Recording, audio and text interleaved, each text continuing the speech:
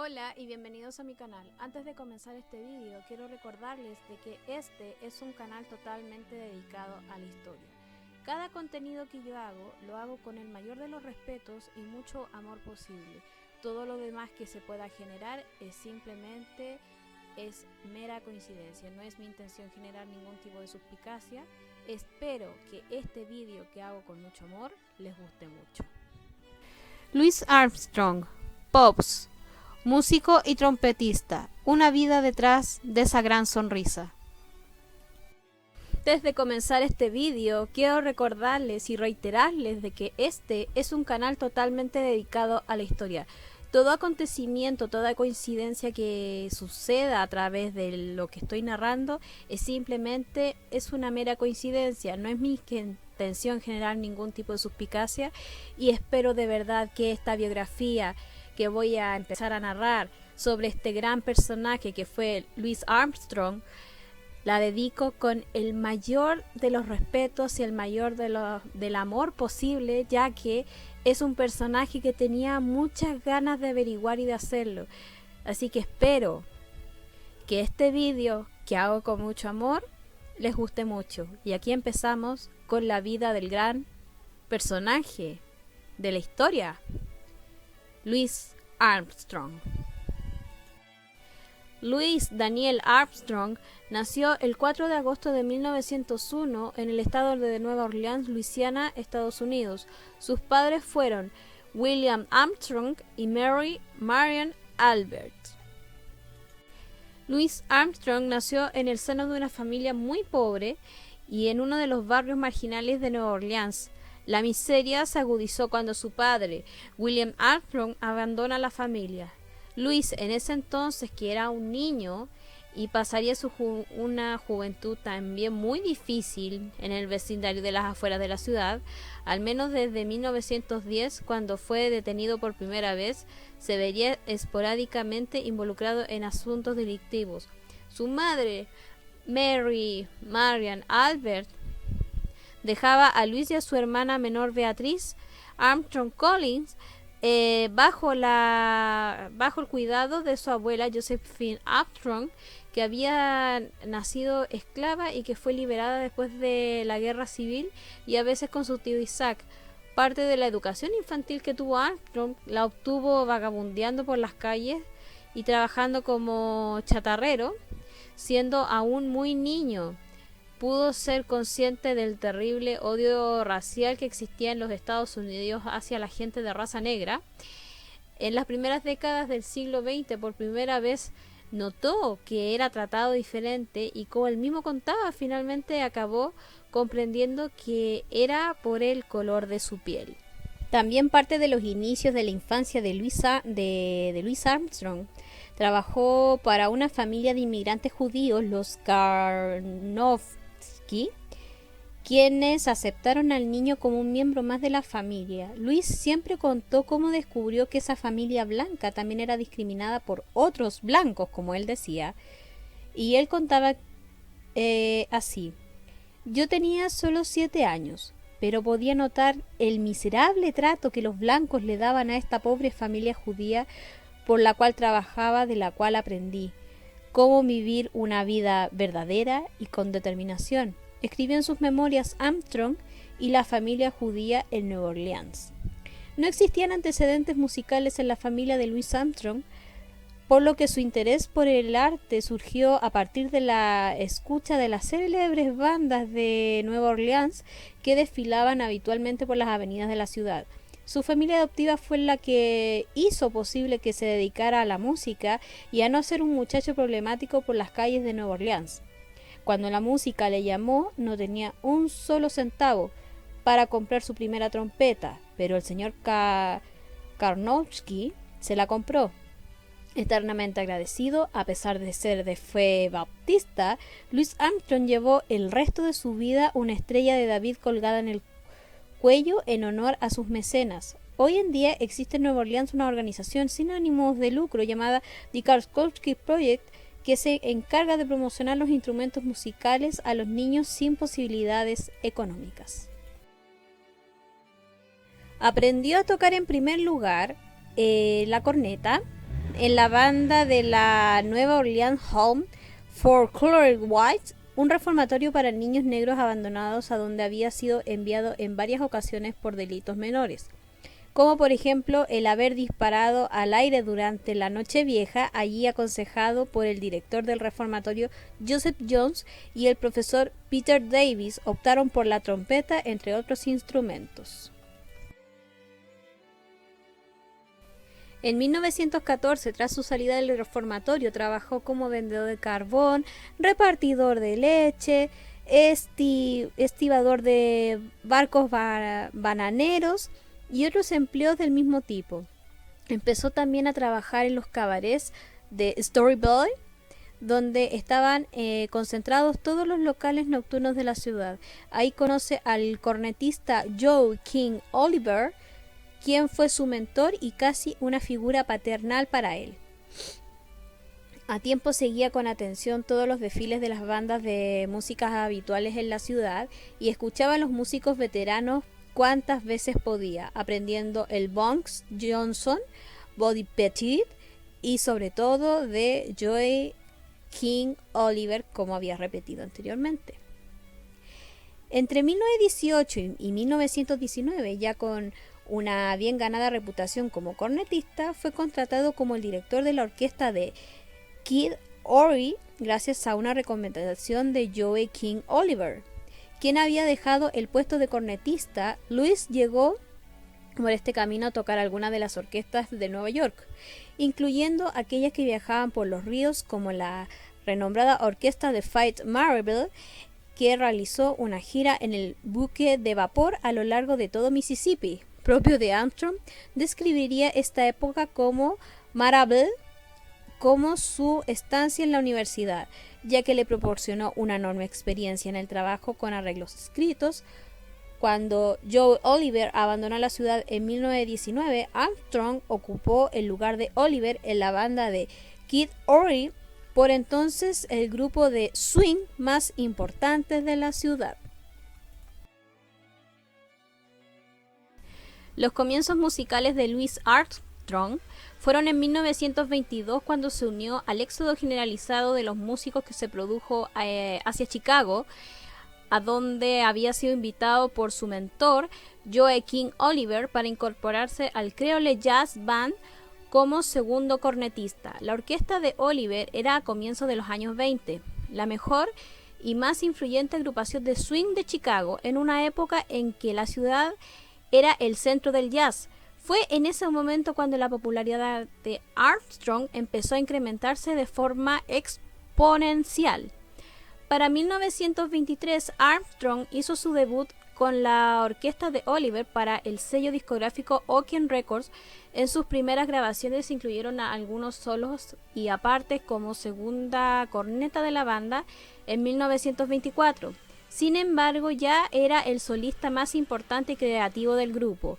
En febrero de 1924 se casó con Lillian Harding, pianista de Oliver, quien lo animó a abandonar a este para alcanzar mayores metas artísticas, y así se separó amistosamente de Oliver y tras trabajar brevemente con Ollie Powers se marchó a la ciudad de Nueva York. La fama de Armstrong llegó rápidamente a oídos del mejor director de orquesta afroamericano del momento, que era Fletcher Henderson, quien le ofreció un contrato para que se uniera a su banda, la Fletcher Henderson Orchestra, la principal banda afroamericana de la época. Armstrong se cambió a la trompeta para armonizar mejor con los otros músicos de su sección orquestal y debutó con ella el 29 de septiembre de 1924 en el Roseland Ballroom de Nueva York. Tras decidirse a aprender a leer música, en solo un año revolucionó el estilo y la forma de tocar de sus compañeros y grabó con las mejores cantantes de blues de la época como Bessie Smith. Durante ese periodo hizo muchas grabaciones de forma independiente con los arreglos de un viejo amigo de Nueva Orleans, el pianista Clarence Williams, como por ejemplo unos dúos con su rival musical Sidney Bechet y una serie de acompañantes con los Blues Singers.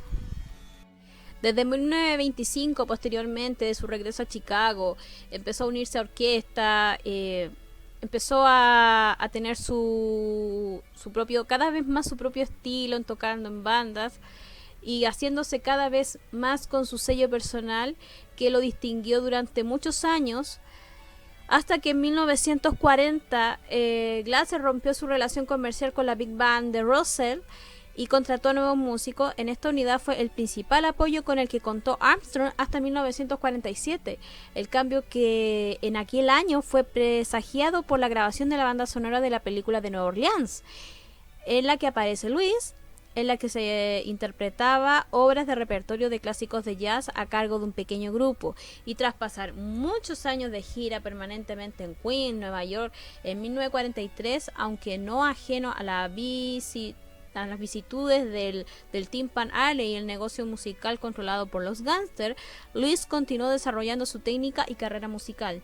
Durante los siguientes 30 años, Armstrong llegó a actuar a una media de 300 veces por año en los años 40. La Big Band entraron en decadencia debido a los cambios en el gusto del público. Muchas salas de baile cerraron y entre los nuevos medios de comunicación como la televisión y el auge de los nuevos tiempos de la música, las big bands y el swing pasaron a un segundo lugar. Se hizo posible mantener y financiar orquestas itinerantes de 16 músicos.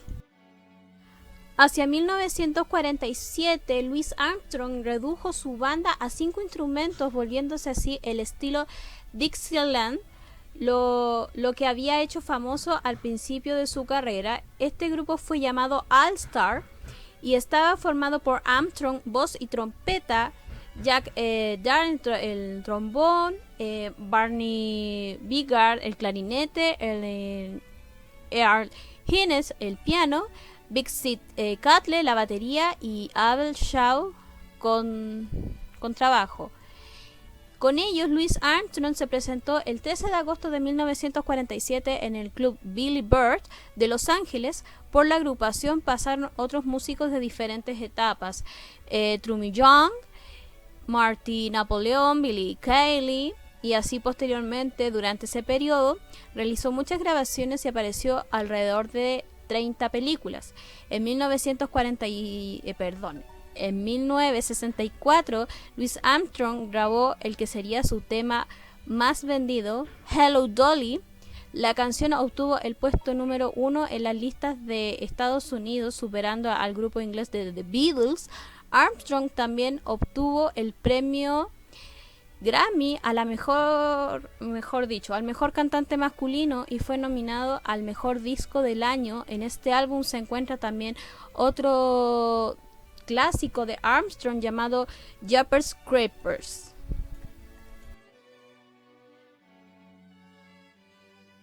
Louis Armstrong a lo largo de su vida tuvo muchos apodos, entre ellos el apodo Satchmo o Satch, que es una abreviación que significa en español boca de bolsa. En 1932, entonces, el editor de la revista Melody Maker, Percy Brooks, saludó a Armstrong en Londres diciendo "Hello, Satchmo", abreviando probable sin intención, y tal apodo tuvo éxito al comienzo de su carrera. También era conocido como Deeper Mount, como boca de cucharón, que en español. Ambas referencias tenían directamente con sus labios grandes, con su boca grande. Y después, con el tiempo, tuvo el apodo llamado Pops, que es como Armstrong se dirigía normalmente a ellos, excepto a Pops Foster, a quien siempre llamaba George.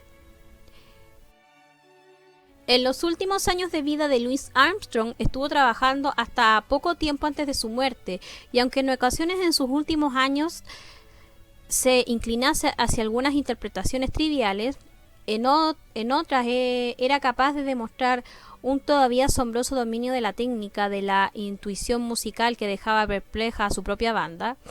Entre sus números distintos artísticos estuvo lugares de África, Europa y Asia, bajo el patrocinio del Departamento de los Estados Unidos. El éxito fue tan grande que terminó por ser conocido como Embajador Satch, en español, debido a problemas de salud, restringió sus actuaciones a lo mínimo hacia el final de su vida, aunque seguía tocando hasta el día de su muerte y siguió tocando. Louis Armstrong sufrió un ataque cardíaco en 1959, del cual se pudo recuperar para seguir tocando. Por un segundo ataque al corazón en 1971 le obligó a guardar reposo durante 2 meses. Se reunió nuevamente a tocar con su grupo el 5 de julio de ese mismo año y al día siguiente en Corona, Queens, Nueva York, murió mientras dormía por complicaciones de su corazón a casi un mes de cumplir 70 años de edad. Traté de editar lo que más pude la biografía de Louis Armstrong, pero él tiene una vida demasiado interesante desde lo que fue su resiliencia propiamente como tal. Él tiene actualmente una estrella en el Paseo de la Fama de Hollywood, que es la estrella número 7601 en el Hollywood Boulevard.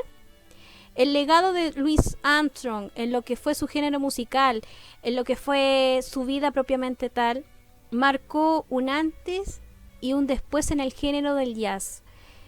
Traté de buscar información sobre lo que fue una de mis canciones favoritas, que mi canción favorita de Louis Armstrong es Wonderful World, que es una canción tan hermosa y con ese timbre, con esa voz con la que él lo interpretaba, era y es hasta el día de hoy maravilloso para mi gusto, que yo no soy como una seguidora totalmente del jazz, pero su vida, su legado musical, sobre todo su resiliencia, que él no tuvo ni siquiera un origen de donde sacar para convertirse en la leyenda que es hasta el día de hoy. Fue para mí una biografía, pese a todo, muy bonita. Y acá les voy a dejar datos de canciones, de música que ha tocado Louis Armstrong. Y se les agradezco mucho esta biografía. Les quiero mandar un saludo a todos los que me siguen, a cada suscriptor nuevo. Si a veces me tengo que poner un poco pesada con los haters, lo voy a seguir haciendo porque yo amo hacer biografías. Ha sido una experiencia muy bonita para mí. Y con esto me despido y nos estaremos viendo en un próximo vídeo. Hasta pronto.